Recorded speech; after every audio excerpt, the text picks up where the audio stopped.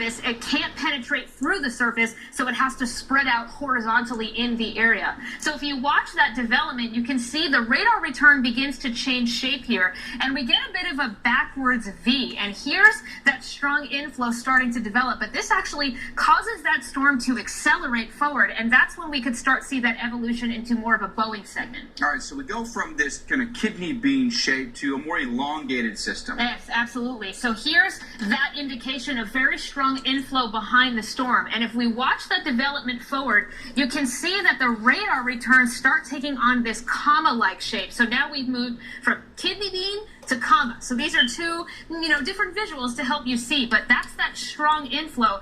And then we get, you can see here, a very strong gradient of the radar returns, and it's right here on the leading edge of that gust front where we can see some tremendously damaging winds, upwards of 60, 70 miles per hour in some cases, and also not impossible to see a tornado spin up on the leading edge. And more than enough wind to cause some trees to come down, power lines to go down. We know we have tens of thousands without power already today because of storms, so the evolution of Boca, wild stuff. Watch for it tonight. Dr. Navarro, thank you. Alex. Yeah, the storms have been producing the wind across parts of the south today. Severe thunderstorm watch continues for parts of Georgia and the state of Alabama. Plenty of severe thunderstorm warnings have been out there. At this point, we still have two. One just to the south of Atlanta. This one closer to the Griffin area. Lamar, Pike, and Spalding counties under a severe thunderstorm warning for that potential for wind gusts in excess of 60 miles an hour. Expiration is 8 o'clock on this one. Heavy rain also an issue with the storms. Here's your Duval County warning. So now on the south side of the city of Jacksonville, we've got some very heavy rain along 95, 295,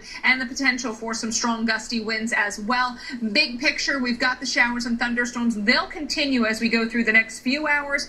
As the time we get towards, say, sleeping hours, 1, 2 o'clock in the morning, that's when we think the thunderstorms really begin to wrap up, come to an end, fizzle. We'll be watching for more chances, though, as we head into tomorrow. And then, we go through Friday, but also the weekend offering up the threat of severe weather. Yes.